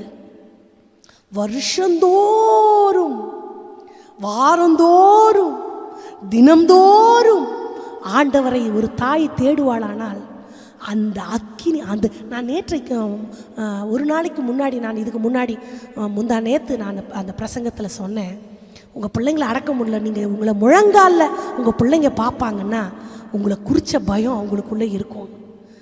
எந்த தாய்மார் என்கிட்ட வந்து பிள்ளைங்க அடங்கலைனாலும் நான் தான் சொல்லுவேன், எப்போ வீட்டுக்குள்ளே வந்தாலும் அம்மா ஜெப சத்தம் கேட்கும், அம்மா துதிக்கிற சத்தம் கேட்கும். இப்படி மட்டும் இருந்துட்டிங்கன்னா நம்ம அம்மா கடவுளோடு நடக்கிறாங்க, ஆண்டவர் ஒரு வேளை காமிச்சிருவாரோன்னு உங்களை குறித்த பயம் உங்கள் மனசில் இருக்கும். சில பேர் சொல்லுவாங்க, மாமியாரை என்னால் சமாளிக்க முடியல, மருமகளை என்னால் சமாளிக்க முடியல, எங்களுக்குள்ளே நிறைய ஒரு மிஸ் அண்டர்ஸ்டாண்டிங் வருது. அப்போ அப்படி தான் சொல்லுவேன், உங்களை உதாசீனப்படுத்துகிறாங்களா, நீங்கள் ஜெபம் பண்ணுங்கள், அதுதான் உங்களுக்கு ஹானர்.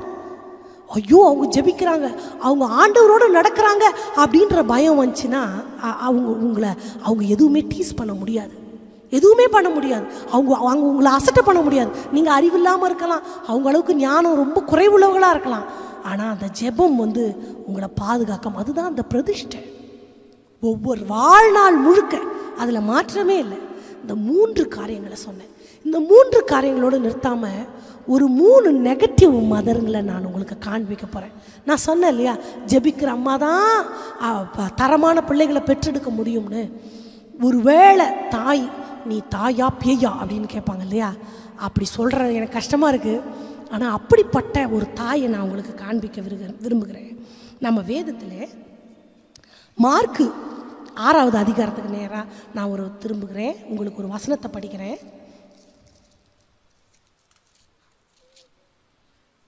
மார்க்கு 6:24. அப்பொழுது அவள் வெளியே போய் நான் என்ன கேட்க வேண்டும் என்று என் தாயின் இடத்தில் கேட்டாள்.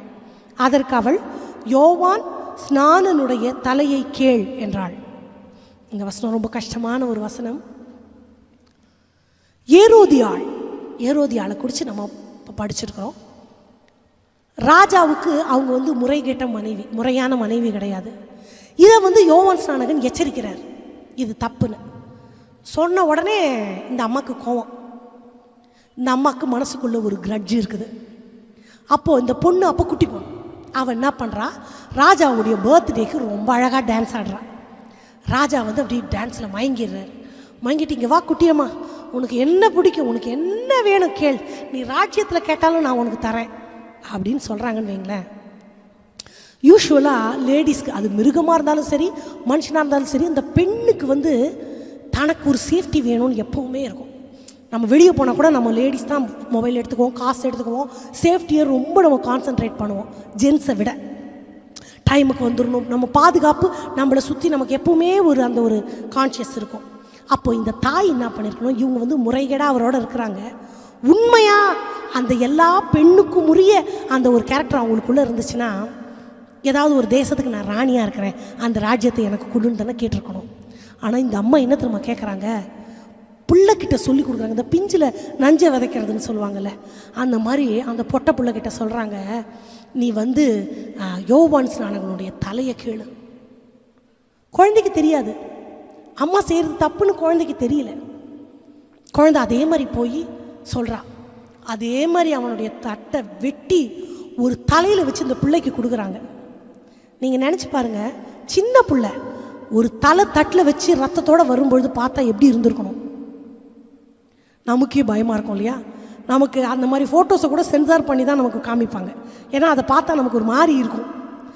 ஆனால் இந்த அம்மாக்குள்ள எப்படி ஒரு ஒரு ஒரு குரூஷியலான ஒரு பிஹேவியர் இருக்குது இல்லையா? பயங்கர ஒரு ஒரு பிளட்டி கேரக்டர். அந்த கேரக்டர் அந்த பொண்ணுக்குள்ளே அந்த சின்ன வயசுலேயே வந்துருச்சான்னு தெரில. அது எடுத்துகிட்டு போய் அவங்க அம்மாட்ட கொடுக்குது. அது எப்படி தைரியமாக அப்படி செஞ்சிச்சு? அப்பயே பிசாசு உள்ளே வந்துருச்சான்னு தெரில. எனக்கு அது ஒரு நார்மலாக தெரியலை. சின்ன குழந்தை கேட்குறத கூட அம்மா சொன்னாங்கன்னு அது ரிப்பீட் பண்ணியிருக்கலாம். ஆனால் உண்மையாக அப்படி வரும்பொழுது குழந்தை பயந்து இருக்கணும் இல்லையா? அதுக்கு ஒரு ஃபீல் வந்திருக்கணும் இல்லையா? ஒன்றுமே இல்லை, சர்வசாதாரணமாக பொம்மையை கொண்டு கொடுக்குற மாதிரி கொடுக்குதுன்னு நம்ம பார்க்குறோம். மோசமான தாய், ஒரு குரூஷியலான தாய் இருப்பாங்கன்னா அந்த பிஹேவியர் அந்த பிள்ளைக்குள்ளே ட்ரான்ஸ்ஃபர் ஆகிறத நம்ம அங்கே பார்க்குறோம். ஆனால் ஒரு சோகமான விஷயம் ஹிஸ்ட்ரி சொல்லுது. இந்த டான்ஸ் ஆடி தட்டில் தலை கேட்டப்போ ஏரோதியாளுடைய மகள் ரொம்ப சின்ன பிள்ளை. அவள் பருவமடைந்து வாலிப பிள்ளையாக இருக்கும்பொழுது அவங்க அம்மாவை கூட்டிகிட்டு குளிக்கிறதுக்கு போயிருக்கிறாள். குளிக்கிறதுக்கு போய் அம்மாவும் மகளும் குளிச்சுட்டு இருக்கும்பொழுது இந்த தண்ணிக்குள்ளேயே ஒரு சுழல்னு சொல்லுவாங்க, அது அப்படியே தண்ணி சுற்றி சுற்றி உள்ளே இழுக்கும்னு சொல்லுவாங்க. அந்த மாதிரி ஒரு டேஞ்சரான ஜோனுக்குள்ளே அவள் மாட்டிக்கிட்டாள்.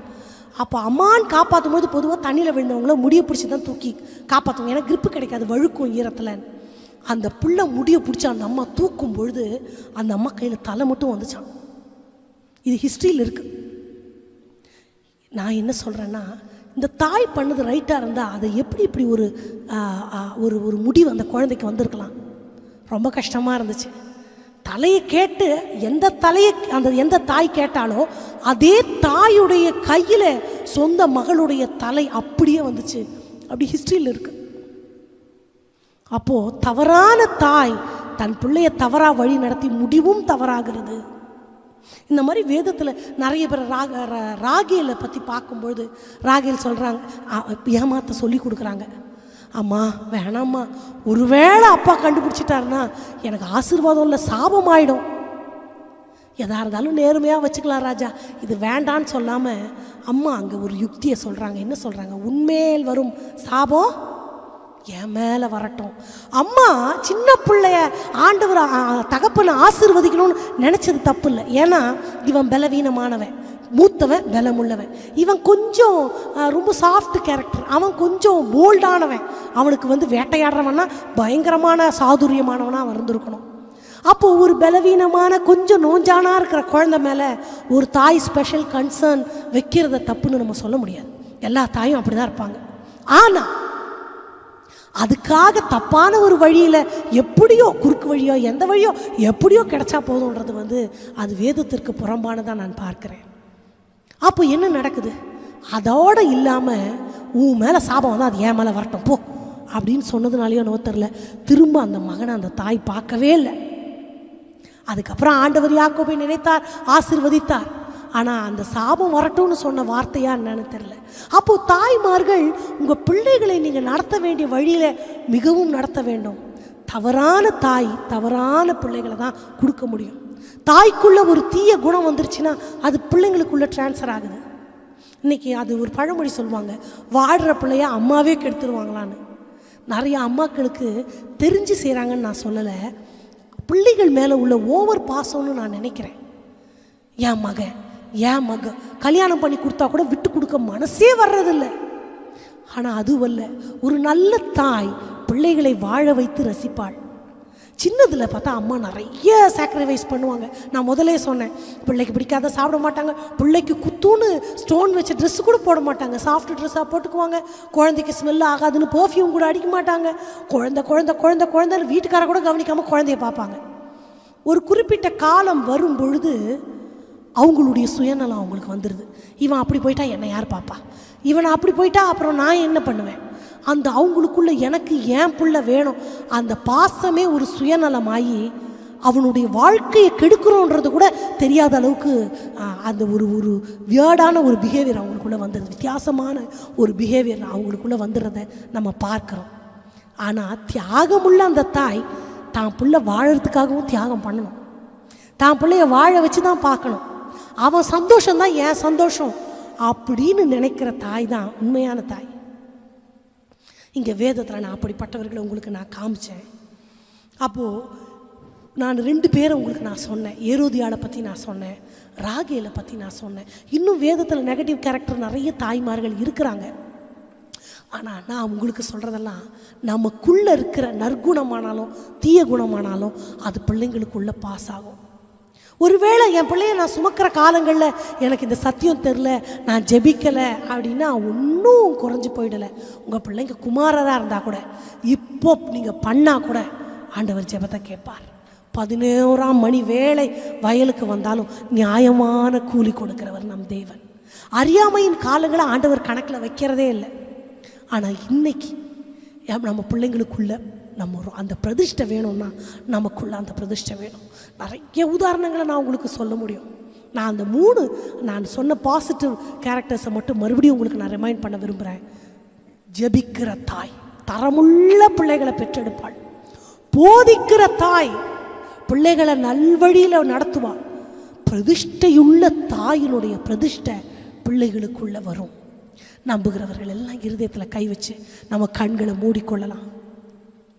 ஒருவேளை எனக்குள்ள ஏதோ ஒரு சுயநலம் இருந்தா இன்றைக்கு நான் சிலுவைக்கு அடியில் அதை நான் தாழ்த்துறேன்ப்பா. என் பிள்ளைக்காக நான் ஜெபிக்கிறேன், பிள்ளைக்காக நான் ஜெபிக்கிறேன். சில நேரங்களில் ஆண்டவர் பிள்ளைங்களுக்காக தான் அப்படி செக் வைக்கிற மாதிரி இருக்கும். அது ஒரு சுவாரஸ்யமான ஒரு கதை கூட அதில் இருக்கிறது. நீங்கள் அதை கவனிக்கலாம். காந்தியடிகள் வாழ்ந்த காலங்களில் அவர் நடந்து போயிட்டுருக்கும்பொழுது ஒரு சின்ன ஓடை, அதை கடக்கணும். ஒரு ஆள், ஒரு மாடு கண்ணுக்குட்டியோட ஒரு ஆள் மாட்டை போட்டு அடின்னு அடிக்கிறாராம். ஏன்பா அது கறவை மாட்டை போய் இந்த அடி அடிக்கிற அப்படின்னு சொல்லிட்டு காந்தி கேட்டாராம். அப்போ இந்த தண்ணிக்குள்ளே இறங்க மாட்டேங்குது, பயப்படுது, எனக்கு நேரம் ஆகுது, இருட்டுறதுக்குள்ளே வீட்டுக்கு போனோம், எவ்வளோ இழுத்தாலும் அந்த மாடு வர மாட்டேங்குது.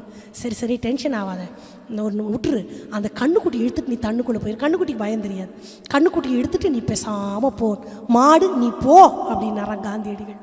அவன் கண்ணுக்குடி எடுத்துகிட்டு போனவுடனே இந்த மாடு இப்படி அசைஞ்சிச்சு. அப்படி பார்த்துட்டு சுற்றி முற்றிட்டு கடன்னு தண்ணிக்குள்ளே இறங்கி போயிடுச்சான். அது ஒரு ரொம்ப அர்த்தமுள்ள ஒரு சம்பவம். அது மாதிரி நம்ம கொஞ்சம் பேக் அடிக்கும்பொழுது, நம்ம கொஞ்சம் ஆண்டவரை விட்டு தூரம் போகும்பொழுது ஆண்டவர் எங்கே தான் செக் வைப்பார்? பிள்ளைங்கள்ட்ட தான் செக் வைப்பார். ஏன் தெரியுமா? அதை தொட்டால் நம்ம கரெக்டாக நம்ம போயிடுவோம். அது மாதிரி தான் இன்றைக்கி நம்ம பிள்ளைங்க வாழ்க்கையில் கொஞ்சம் மாறுதல்கள், ஆண்டவரை தேடுகிற தேடலில் ஒரு பின்னடைவு, நீங்கள் எதிர்பார்த்த மாதிரி இல்லாமல் அப்படியெல்லாம் இருக்கிறதுன்னா சந்தோஷப்படுங்க. ஆண்டவர் தான் அதை அனுமதிச்சிருக்காரு. எதுக்கு தெரியுமா? நம்ம ஆண்டவர் இடத்துல போகும்படி, நம்ம ஆண்டவரை இன்னும் நெருங்கும்படி, நம்ம இன்னும் பிரதிஷ்டை பண்ணும்படி, நம்ம இன்னும் ஜெபிக்கும்படி. அதற்காக யாரும் துக்கப்பட வேண்டாம். நம்ம ஜெபங்கள் வீணாகாது. நம்ம எல்லாம் கைகளை மூடி, கண்களை மூடி, இருதயத்து மேலே நம்ம கரங்களை வைத்து, அப்பா என் பிள்ளைங்களை உமது கையில் ஒப்பு கொடுக்குற ஆண்டவரே, என்ன ஜெபிக்கிற தாயா மாற்றணும்ப்பா. நீங்கள் எனக்குள்ள பிரதிஷ்டை வேணும்ப்பா. நான் ஒரு முன்மாதிரியான வாழ்க்கை வாழ்ந்து காட்டணும். ஆவிக்குரிய வாழ்க்கையில் என் பிள்ளைங்க கட்டி எழுப்பப்படுறதுக்கு என்னதான் நீங்கள் நம்பி இருக்கிறீங்கப்பா. உங்கள் பிள்ளைங்களுக்காக நீங்கள் ஜெபிங்க. ஒரு நாள் அந்த ஜெபங்கள் தரையிலே போவதில்லை. ஜான் வெஸ்லி ஐயாவுடைய அம்மா 18 பிள்ளைங்களுக்கு ஜெபிச்சாங்களே. எனக்கு தெரிஞ்சு இந்த காலத்தில் யாரும் 18 பிள்ளைங்க, நம்ம இதை பார்க்குற யாருக்குமே 18 பிள்ளைங்க இருக்க மாட்டாங்க, 8 பிள்ளைங்க கூட இருக்க மாட்டாங்க. 1-2 பிள்ளைகளை கூட பக்தியாக வளர்க்க முடியலன்னா நம்ம ஜெபமெல்லாம் பிரயோஜனமற்றதாக போயிருமே. நம்ம ஜெபிக்க வேணுமே. நம்ம வாழ்ந்ததே பிரயோஜனமற்றதாக போயிருமே. நம்பிக்கையோட ஆண்டவரிடத்துல நம்ம சேருவோம். ஒரு நாளும் வீணாகாது நான் ஓடும் ஓட்டம், நான் செய்யும் ஜெபம். ஒரு நாளும் வீணாகாது, ஒரு நாள் தொடர்ந்து ஓடுவேன், விட்டிட மாட்டேன். ஜெபம் செய்வதை நான் மறந்திட மாட்டேன். தொடர்ந்து ஓடுவேன், விட்டிட மாட்டேன். ஜெபம் செய்வதை நான் மறந்திட மாட்டேன். தாய்மார்கள் எல்லாருக்கும் நான் சொல்றேன், உங்க பிள்ளைங்களை இப்ப நினைச்சுக்கோங்க. அவங்க பெயர்கள் எதா இருந்தாலும் நீங்க இப்போ அவங்க பெயர்கள் எல்லாம் ஆண்டவருக்கு நேராக சொல்லுங்க. உங்க வலது பார்சத்துல என் மூத்த மகன், உங்க இடது பார்சத்துல என் இளைய மகன், இன்னொரு பிள்ளை இருப்பானா அவன் உங்க மார்புல சாய்ந்து கொள்ளுகிற அந்த அனுபவம், யோவான போல உம்மை சூழ்ந்திருந்த அந்த சீஷர்களை போல என் பிள்ளைங்க எல்லாவற்றையும் உம்மிடத்துல நான் ஒப்பு கொடுக்கிறேன்.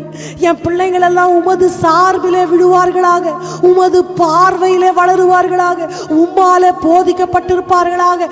அவர்களுடைய சமாதானம் நிறைவாய் இருக்கும்படி நீர் அருளின உமது வாக்கு தத்தங்கள் எங்க மேல வந்து அமரட்டும் ஆண்டவரே.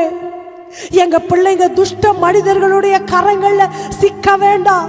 தீய பழக்கங்கள் எங்க பிள்ளைங்களுக்கு வந்துட வேண்டாம். அப்பா, இந்த உலகத்தின் ஆசாபாசங்கள் எங்க பிள்ளைகளை நெருங்க வேண்டாம். அவங்க கண்கள் அசுத்தமானதை பார்க்க வேண்டாம். அவங்க காதுகள்ல ஒரு கட்ட வார்த்தை கூட விழக்கூடாது. அதனுடைய அர்த்தம் கூட அவங்களுக்கு புரியக்கூடாது. அப்படி ஒரு பரிசுத்தமான சந்ததியை வளர்க்கணும்னு நான் நினைக்கிறேன்ப்பா.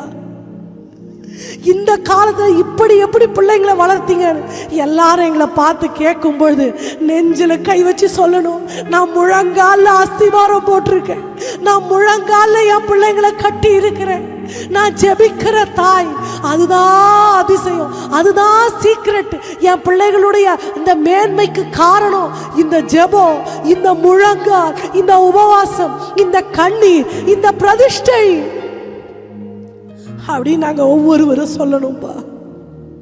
எங்க பிள்ளைங்களை குறிச்ச நற்சாட்சி, நற்கந்தமாய் உமது கரத்தில் உள்ள ராஜமுடியாய் நீர் பயன்படுத்துகிற தண்டாயுதமாய், உமது கரத்தில் இருக்கிற அஸ்திராயுதமாய், உம் கரத்தில் இருக்கிற முத்திரை மோதிரமாய் வணைந்து கொள்ளுமையா, வணைந்தருளுமையா, வணைந்தருளுமையா. இப்போ இன்னைக்கு நீங்க உங்க பிள்ளைங்களை ஆண்டவர் கையில கொடுத்துருங்க. அவங்க 80 வருஷம் வாழ்வாங்களோ, 100 வருஷம் வாழ்வாங்களோ, ஆயுசு முழுக்க நீங்க உங்க கையில வச்சுக்கோங்கப்பா, உங்க உள்ளங்கையில வச்சுக்கோங்கப்பா, உங்க இருதயத்துல வச்சுக்கோங்கப்பா. வேற யாரும் இந்த உலகத்துல நான் நம்பல ஆண்டவரே, உங்களை மட்டும்தான் நான் நம்புறேன்ப்பா. என் பிள்ளைங்க உம்மால வளர்க்கப்படட்டும் ஐயா. ராஜாவாகி உமது கைப்பாகைகளா அவங்க இருக்கட்டும்ப்பா. எனக்கு வேற எதுவுமே வேணாப்பா. எல்லாரும் போல என் பிள்ளைங்க வளரக்கூடாதுப்பா. அவங்க தோற்றத்துல கூட நீங்க இருக்கணும்ப்பா. அவங்க உடுத்துற உடையில நீங்க இருக்கணும்ப்பா. அவங்க பேச்சுல நீங்க இருக்கணும்ப்பா. பள்ளியில 100 பிள்ளைங்க அவங்க கிளாஸ் ரூம்ல இருந்தா கூட என் பிள்ளையோட நீங்க இருக்கிறத எல்லாரும் அறிந்து கொள்ளணும்ப்பா. இந்த பிள்ளை வித்தியாசமா இருக்கிறான்னு ஆசிரியர்கள் கண்களுக்கு கூட புலப்படணும்ப்பா. அப்படி என் பிள்ளைய அப்பா தெய்வீகமானவனா வளர்க்க ஒரு கிருபை தாங்கப்பா. இன்னைக்கு உள்ள காலகட்டங்கள்ல நான் பிள்ளைங்களை அப்படி வளர்க்க முடியுமா எனக்கு தெரியலப்பா. அறிவு பெருத்த காலங்கள் ஆண்டவரே, பாவம் நிறைந்த உலகம் ஆண்டவரே, துஷ்ட மனிதர்கள் எங்க அருகில கூட இருக்கலாம். ஆனா ஒரு விசேஷித்த பாதுகாப்பு என் பிள்ளைங்களுக்கு உண்டாகணும் ஆண்டவரே. பகலிலே வெயிலாகிலும் இரவிலே நிலவாகிலும் என் பிள்ளைங்களை சேதப்படுத்த கூடாது. அம்மா, ஜெபிச்சுக்கிட்டே இருங்க. இந்த ஜெபத்தோட இல்லை, உங்க அன்றாட ஜெபத்துல உங்க பிள்ளைங்களுக்காக விசேஷமா நேரம் ஒதுக்கி நம்ம ஜெபிக்கலாம். நம்ம ஜெபிக்க ரொம்ப கடமைப்பட்டிருக்கிற ஒரு காலம் இது. சட்டங்கள் எதுவும் பெற்றோருக்கு சாதகமாலாம் இல்லை. 18 வயசு ஆயிடுச்சுன்னா பிள்ளைங்க தான், அவங்க என்ன பண்ணாலும். அப்படிப்பட்ட ஒரு காலகட்டத்தில் நம்ம வாழ்கிறோம். ஆண்டவருடைய பாதுகாப்பு இல்லாமல் ஒன்றும் பண்ண முடியாது. 24 hours நம்ம பிள்ளைங்களை நம்ம வாட்ச் பண்ண முடியாது. ஆனால் ஆண்டவருடைய கண்களை அவங்கள வாட்ச் பண்ண முடியும் இல்லையா? சொல்லுங்க சொல்லுங்க சொல்லுங்க. அப்பாவை பார்த்து சொல்லுங்க, என் பிள்ளைங்களை உங்கள் கையில் நான் தர்றேன்ப்பா. அவங்க பேரெல்லாம் சொல்லுங்க. அவங்க பேரை சொல்லி சொல்லி இந்த பேரை நீங்க வச்சுக்கோங்கப்பா. அவங்க உருவத்தை உமது உள்ளங்கையில நீங்க பொதிஞ்சு வச்சுக்கோங்கப்பா. நீங்க மூடி பாதுகாத்து கொள்ளுங்கப்பா. உங்க ஜெபம் ஒன்றும் தரையில போகாது. நம்பிக்கையவர்கள் ஒரு தடவை உங்க மனசுக்கு நீங்களே சொல்லிக்கோங்க, ஒரு நாளும் வீணாகாது நான் ஓடும் ஓட்டம், நான் ஏறெடுக்கிற ஜெபம் ஒரு நாளும் வீணாகாது, என் மடிக்கது திரும்பாது, ஒரு நாளும் வீணாகாது. பிடித்துக்கொள் ஜீவ வசனம், பிரகாசி கிறிஸ்தேசுவுக்காய். நெருக்கிட்ட சமுதாயத்தில் என் பிள்ளைகள் தான் நட்சத்திரம். நெருக்கிட்ட சமுதாயத்தில் என் பிள்ளைங்களை நட்சத்திரமா வைங்கப்பா. அவங்க வஸ்திரத்து தொங்கலை பிடிச்சிட்டு நாங்க உங்க கூட வரோம், உன் பிள்ளைங்களோட எங்க பிள்ளைங்க சேரட்டும், அவங்க நல்லா இருப்பாங்கன்னு மற்றவங்க சொல்ற அளவுக்கு என் பிள்ளைங்களை மாத்திருங்கப்பா. மற்ற பெற்றோர் சொல்லணும், என் பிள்ளை உங்க கூட சேரட்டும், என் பிள்ளை பேரை சொல்லி சொல்லணும், அவன் கூட சேரு, அவன் நல்ல பையன், அவன் கூட சேருன்னு சொல்ற அளவு என் பிள்ளைய வளர்த்து தாங்கப்பா. எனக்குள்ள அந்த அபிஷேகம் ஒரே ஒரு விஷயம் கடைசியா சொல்லிக்கலாமா, ஒரு நாளும் வீணாகாது. நான் படுகிற பிரயாசங்கள், நான் ஏறெடுக்கிற ஜெபங்கள் ஒரு நாளும் வீணாகாது. நான் நம்புகிற தெய்வம் இன்னார் என்று அறிந்திருக்கிறேன், நான் விசுவாசிக்கிறவர் இன்னார் என்று எனக்கு தெரியும். அவர் என்னை கைவிட மாட்டார். என் ஜெபங்களுக்கு செவி சாய்க்கிற தெய்வமே, உம்மை நோக்கி நான் பார்க்கிறேன்ப்பா. யாரெல்லாம் நம்பிக்கையோடு உங்களை நோக்கி பார்த்து கொண்டிருக்கிறார்களோ, இப்போ இந்த ஜெப வேளையில பங்கு கொண்டிருக்கிறாங்களோ, அவங்க எல்லாருடைய பிள்ளைகளை உங்க கையில நான் ஒப்பு கொடுக்கிறேன்ப்பா. சில பேர் நம்பிக்கையோட அந்த சேட்ல கூட அவங்க பிள்ளைங்களை எழுதுறாங்கப்பா, அவங்க டைப் பண்ணி அனுப்புறாங்கப்பா. இந்த ஜெபம் அவ்வளவும் என் பிள்ளைக்கு வந்துட்டா போதும், இந்த வார்த்தை எனக்கு தான் மனம் திறந்து சொல்ற பிள்ளைங்களை பாருங்கப்பா. பிள்ளைகளுக்காக நதி அளவு கண்ணீர் சிந்துற தாய்மார்களை பாருங்கப்பா. வார்த்தையால சொல்ல தெரியாம இருதயத்துல சுமந்து கொண்டிருக்கிற தகப்பன்மார பாருங்கப்பா. அவங்களுக்கு அழவும் தெரியல, புலம்பவும் தெரியல, போராடி ஜெபிக்கவும் திராணி இல்லாம இருக்கிற தகப்பன்மார பாருங்கப்பா. அவங்களுக்கு உழைக்க மட்டும்தான் தெரியும் ஆண்டவரே. அவங்களுக்கு ஜெபிக்க கூட முடியாத சூழ்நிலையில அவங்க இருப்பாங்கன்னா, இப்போ உமது நேச அக்கினி அவங்க இருதயத்துக்குள்ள ஊற்றப்படட்டும்பா. பிள்ளைகளுக்காக ரொம்ப அழுற தாய்மார்களை நான் நினைக்கிறேன். என் பையன் சோர மார்க்கமா இருக்கிறான், அவன் ஆண்டவரிடத்திற்கு திரும்புவதற்கான அடையாளமே இல்லைன்னு உடம்புல உயிரை மட்டும் வைத்துக்கொண்டு கண்ணீரின் பாதைகள்ல நடைபெறமாய் நடந்து கொண்டிருக்கிற பெற்றோரை நான் நினைக்கிறேன், தாய்மார்களை நான் நினைக்கிறேன். நான் ஒரு ஃபெயிலியரான தகப்பன், நான் ஒரு முன்மாதிரியற்ற தாயின்னு மனசுல நொந்து கொண்டிருக்கிற தாய்மார்கள் ஒவ்வொருவரையும் நான் நினைக்கிறேன்ப்பா. அவங்க மனசுல இருக்கிற குற்ற மனசாட்சியை மாற்றி போடுங்க, பழையவைகளை எல்லாவற்றையும் மறக்க பண்ணுங்க, புதிய ஒரு துவக்கத்தை நீங்க அவங்க வாழ்க்கையில உண்டாக்குங்கப்பா. பிள்ளைகளை பறி கொடுத்திருக்கிற தகப்பன் தாய்மார்களுக்காக நான் வர்றேன். அவங்க துக்கத்தை ஆற்றுறதுக்கு எங்க கிட்ட வார்த்தை இல்லப்பா, நீங்க மட்டும்தான் அவங்க மனதை ஆற்ற முடியும்ப்பா. பிள்ளையற்று இருக்கிறவங்க இதை பார்த்துட்டு இருப்பாங்கன்னா, மல்லடிய சந்தோஷமான பிள்ளை தாய் சாக்குறவர் நீங்கப்பா. இந்த வார்த்தை எனக்கு இல்லை, எனக்கு எங்க பிள்ளைங்க இருக்கிறாங்க அப்படி அவங்க இருதயம் சொல்ல வேணாம். எங்க இல்லையோ அது இருக்கிறதாக காண்கிற தெய்வம். பிள்ளையற்றவள்னு ஒரு பேரை சுமந்திருப்பாங்கன்னா திருப்தியா போதும், இதுக்கு மேல எனக்கு வேண்டாம், இந்த பிள்ளைய நான் வளர்த்தா போதும்னு சொல்ற அளவுக்கு அவங்கள நீங்க பிள்ளைங்க பேற்றினால அலங்கரிக்க வேண்டும் என்று நான் ஜெபிக்கிறேன். அந்த பிள்ளைகளுடைய கண்ணீர் உங்க சமூகத்துக்கு வரட்டும் ஆண்டவரே. இந்த ஜெப வேளையில கலந்து கொண்டிருக்கிற ஒவ்வொருவரையும் நீங்க தொடுங்க, அவங்க இருக்கிற இடங்கள்ல உங்க பிரசன்னம் அவங்கள மூடட்டும் நான் ஜெபிக்கிறப்பா. அவங்க யாருக்காக ஜெபிக்கிறாங்களோ அந்த ஜெபங்கள் கேட்கப்படட்டும். அவங்க பிள்ளைகளுக்காக ஏறெடுக்கிற ஜெபத்தின் ஒரு வார்த்தை கூட தரையில விழக்கூடாது. அப்பா கேட்டு நீங்க பதில் செய்ய வேணுமாய் ஜெபிக்கிறேன். நாங்க அன்று பார்த்தது போல இந்த பிள்ளைங்க எங்க குழந்தைங்க இல்லப்பா, உங்க குழந்தைங்க. எசேக்கியேல நீங்க சொன்ன வார்த்தைகளை நான் நினைக்கிறேன். நீ எனக்கு பெற்ற உன் பிள்ளைகள். நீங்க எங்களை பார்த்து தான் சொல்றீங்கப்பா. ஆமாப்பா, எங்க மடியில நீங்க கொடுத்த பிள்ளைங்க உம்முடையவர்கள் ஆண்டவரே. உங்க கையிலேயே நாங்க திரும்ப கொடுக்கிறோம். நீங்க எங்களுக்கு உங்க சித்தப்படி வளர்த்து தாங்க. ஒவ்வொரு தாய்மார்களுக்குள்ள அந்த அபிஷேகம், அந்த வைராக்கியம் இப்ப பற்றி எரியட்டும் என்று நான் ஜெபிக்கிறேன். கூட இருங்க. இன்னும் ஒவ்வொரு நாளும் வார்த்தைகளால நீங்க எங்களோட இடைப்படுங்கப்பா. அப்பா, சகல சத்தியத்திற்குள்ளும் எங்களை நடத்துகிற தேவனுடைய கரங்களை நாங்கள் ஒப்பு கொடுக்கிறோம். ஏற்றுக்கொள்ளும். இயேசுவின் நாமத்தில் ஜெபத்தை ஏறெடுக்கிறோம் எங்கள் நல்ல தகப்பனே. ஆமென், ஆமென். என் ஆத்துமாவே கர்த்தரை ஸ்தோத்திரி, என் முழு உள்ளமே அவருடைய பரிசுத்த நாமத்தை ஸ்தோத்திரி. என் ஆத்துமாவே கர்த்தரை ஸ்தோத்திரி, கர்த்தர் செய்த சகல உபகாரங்களையும் மறவாதே. ஆமென். God bless you.